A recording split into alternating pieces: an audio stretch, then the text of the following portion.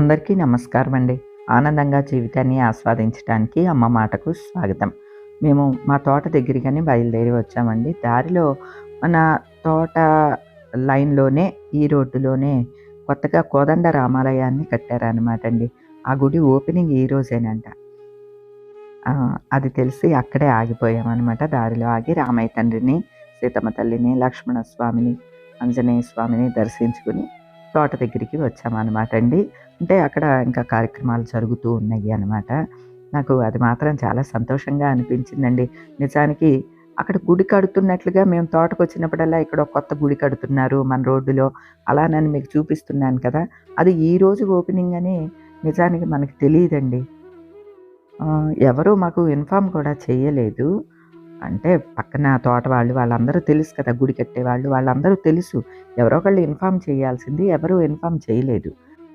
అనుకోకుండా అయినా సరే అండి, ప్రారంభోత్సవం టైంకి కరెక్ట్‌గా రామయ్య తండ్రి పిలిపించుకున్నట్టుగా వచ్చాము అని చాలా హ్యాపీగా అనిపించిందండి.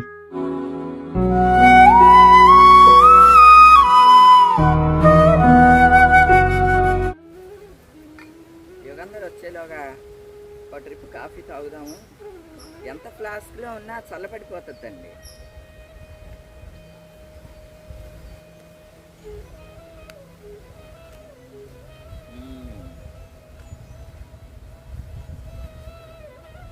ఇత్తడి దానిలో కాఫీ తాగితే ఆ టేస్ట్ వేరే అండి.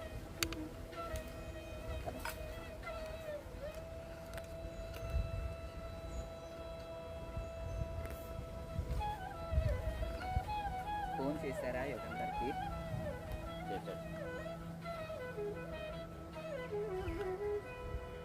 గుళ్ళో మంత్రాలు ఇక్కడికి వినిపిస్తూ ఉన్నాయండి.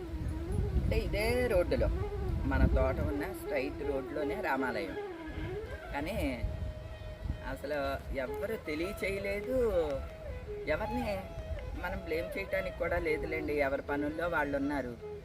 యుగంధర్కి ఫోన్ చేస్తున్నాం కానీ ఈ తోట తీసుకున్న యుగంధర్ది ఈ ఊరు కాదు, నర్సాపురం. అందుకని అతనికి తెలిసే ఛాన్స్ లేదు.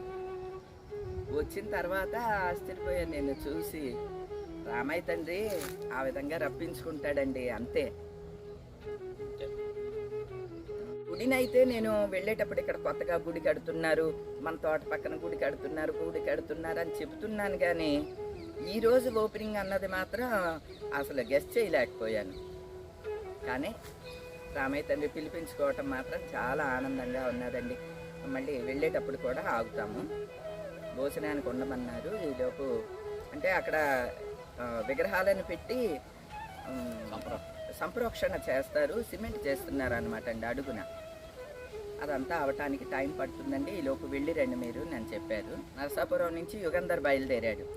మరి అతను వచ్చే టైంకి మనం ఉండాలి కదా ఇక్కడ, అందుకని వచ్చాము. ఎక్కడ కాయలు అన్నయ్యలు ఇవ్వండి, అక్కడ ఒకటి చూడండి.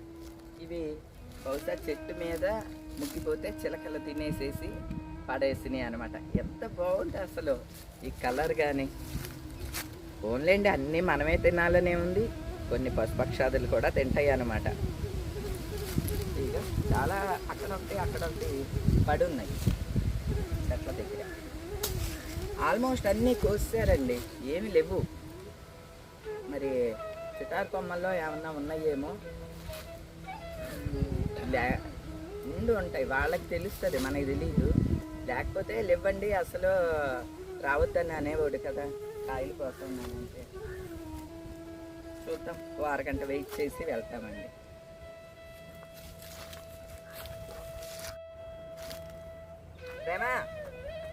ప్రేమ కాఫీ తాగుతూ కానీ రా, మళ్ళీ చల్లగా అయిపోతుంది. కాఫీ తాగి తిరుగు.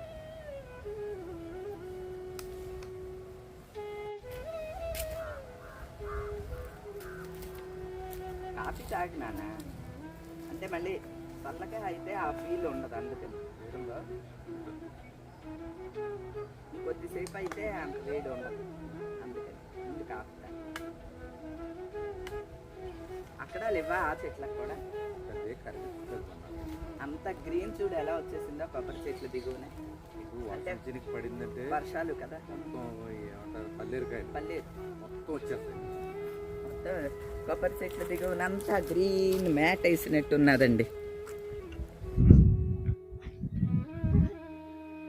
ఇదంతా చూడండి, ఏదో పచ్చని తివాచి పరిచినట్లుగా ఎలా ఉన్నదో, సీతాకోకచిలుకలు ఎలా ఎగురుతున్నాయో. ఎక్కువ పల్లేరు చెట్లు వచ్చేస్తాయండి, పల్లేరు కాయలు వస్తాయి అన్నమాట. మళ్ళీ ఒకసారి ట్రాక్టర్ తోటి దున్నిస్తారు. సీతాకోకచిలుకలు చూడండి ఎలా ఎగురుతూ ఉన్నాయో. ఏమండి, అన్నదమ్ములిద్దరూ అటొకళ్ళు ఇటొకళ్ళు తిరుగుతా చూస్తూ ఉన్నారు.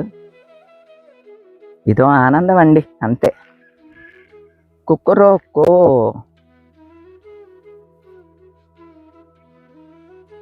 ఈ ఏం చెట్లో తెలియదు కానీ పువ్వులు మాత్రం ఎంత అందంగా ఉన్నాయండి. వైట్ అండ్ లైట్ ఎల్లోలో చక్కని పువ్వులు, భలే ఇంతంత పువ్వులు విడిచినవి, ఎంత బాగున్నాయో. ఈ పువ్వులు చూడండి, పసుపు పువ్వులు, ఏయో చిన్న చిన్న చిన్న చిన్న పువ్వులు పూసి ఉన్నాయి.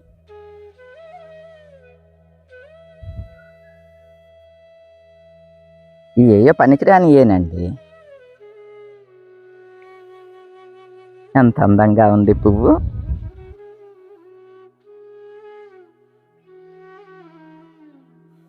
తోటలో అంతా వెతికినా అండి, నా కంటికి ఎక్కడా ఒక్క మామిడి పండు చెట్టుకి కనపడలేదండి. చిటారు కొమ్మలన ఏమన్నా ఉన్నాయేమో, ఇప్పుడైతే మొత్తం అంతా తీసేశారు, మామిడి పళ్ళు ఏమీ లేవు. అలానే అప్పుడప్పుడు కొబ్బరికాయలు కనిపిస్తాయి, ఇప్పుడు కొబ్బరికాయలు కూడా లేవండి, చెట్టుకు కూడా లేవు. ఈ మధ్య తీయించేశారేమో అని అనుకుంటున్నాను. తోటను చూసుకుంటే చాలా ఆనందంగా ఉంటుందండి. ఫలసాయం విషయం దగ్గరికి వచ్చేసరికి మన చేతికి అందట్లేదే అనేది మాత్రం కొంచెం బాధ ఉంటుందండి ఎప్పుడూను. అన్నదమ్ములిద్దరూ చూడండి, నేనేమో ముగ్గురం 3 చోట్ల తిరుగుతూ ఉన్నామండి. యుగంధర్ రాలేదు కానీ చినుకులు మాత్రం ప్రారంభమైపోయినాయి అండి. ఇంకా గట్టిగా వర్షం పడితే వెనక్కి వెళ్ళిపోదాము అని అనుకున్నాము, కానీ 4 చినుకులు పడి తగ్గిపోయిందిలేండి. వర్షం అయితే ఏమీ లేదు, ఎందుకంటే ఇక్కడ పెద్ద షెల్టరు అది ఉండదు. మెయిన్ షెల్టర్ కన్నా కూడా పెద్దగా వర్షం పడితే వెళ్ళటం కష్టం అవుద్దండి. అంటే పెద్ద వర్షం కనుక పడితే అండి కారు వెళ్ళటానికి ఇబ్బంది అవుద్ది అనమాట. ఇదంతా ఇసుక అనమాట అండి. ఆ ఇసుకలోకి మరీ ఎండల్లో ఉన్నా సరే ఇసుకలో కూరుకుపోతూ ఉంటాయి చక్రాలు. ఇక వర్షం అయితే చెప్పక్కర్లేదండి, ఎక్కడ గొయ్యుందో ఎక్కడ నార్మల్గా ఉందో తెలియదు అసలు. చెట్టుకి ముగ్గిపోతా ఉన్నాయి, ఇలాగ కొట్టేస్తూ ఉంటాయి చిలకలు. కాయ చూడండి, అసలు ఇది రసాలే. అదే ఎంత సైజు ఉందో. చిలకమ్మ వాళ్ళు ఉంటుంది, పడిపోయి ఉంటుంది కిందకి. ఏమంటే తాటిపళ్ళు చూసారా ఎలా పడి ఉన్నాయో. ఇక్కడ చూడండి, ఇక్కడ ఒకటి ఉంది కదా తాటి చెట్టు, తాటిపళ్ళు ఇన్ని పడి ఉన్నాయి. ఇగండి ఇవి ముగ్గిపోయి పడిపోతాయి అన్నమాట. అబ్బా బాబాయ్ ఎంత ఉందండి.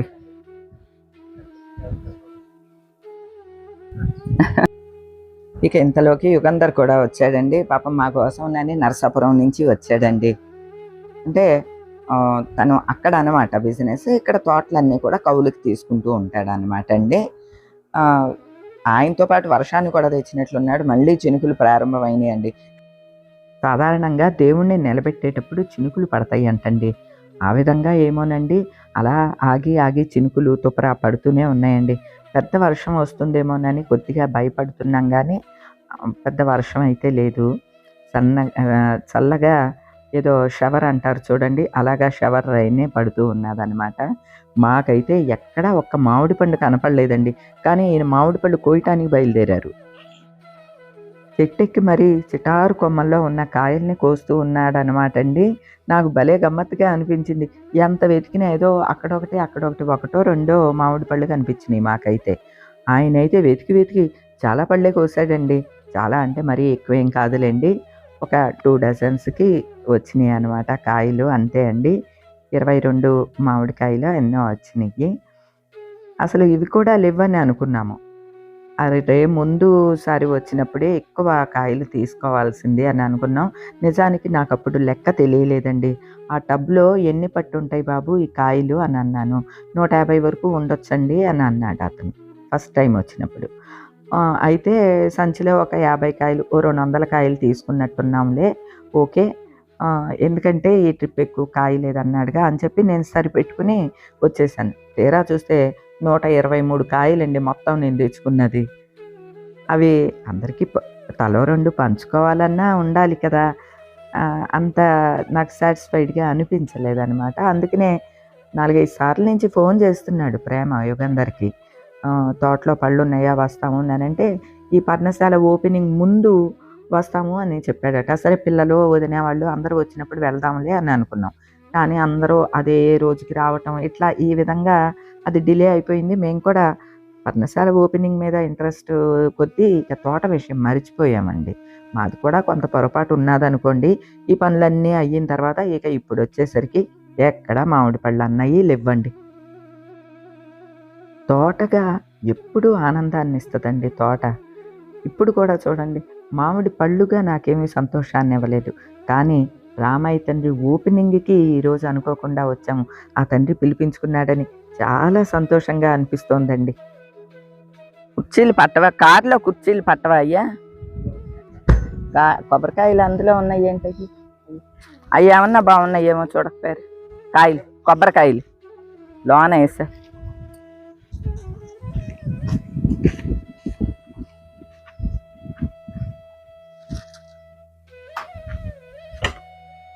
నిజానికి ఏ పళ్ళు ఎక్కువ లేవండి.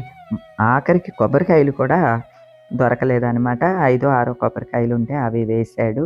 తర్వాత మామిడి పళ్ళు కూడా 23 అనుకుంటా, 22, 23 మామిడికాయలు అవి తీసుకుని బయలుదేరామన్నమాట అండి.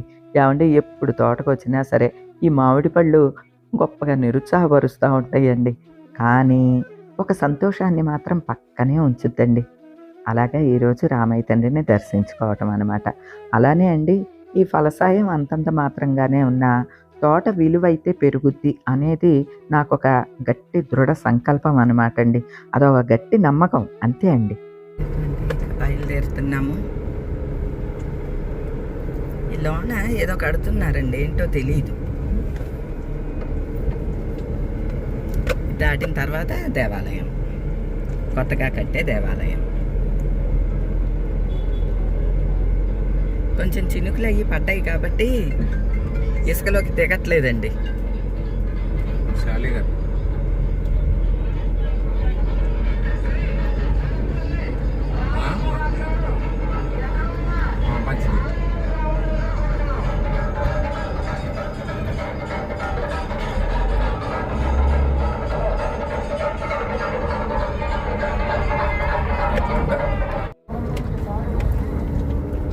అన్నీ ఒకేసారి వచ్చేస్తాయి అన్నట్లు.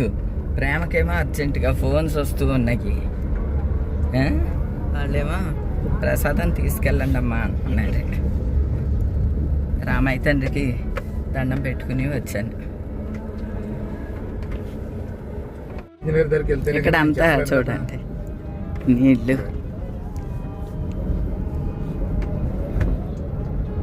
రామయ్య తండ్రి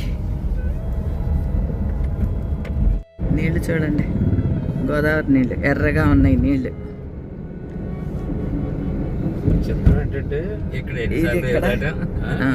ఇక్కడ ఇదివరకు పంటి దాటేవాళ్ళం. ఇక్కడ అంటే ప్లాట్ఫామ్ మీద బండి వేసుకుని వచ్చి ఇక్కడి నుంచి అటుకి పంటి మీద వెళ్ళి మళ్ళీ అక్కడి నుంచి మచిలీపట్నంకి వెళ్ళేవాళ్ళం. ఇదిగో దిగున్న దారి కనిపిస్తుంది చూడండి, అదనమాట. ఇప్పుడు సరే చక్కగా బ్రిడ్జి కట్టేశారు. మళ్ళీ ఇద్దరమ్మ మా జిల్లా అని చెప్పి మీ జిల్లానే ఇలాగే. పర్లమ్మ తల్లి ఎన్ని ఎగ్రోస్ మెడిసిన్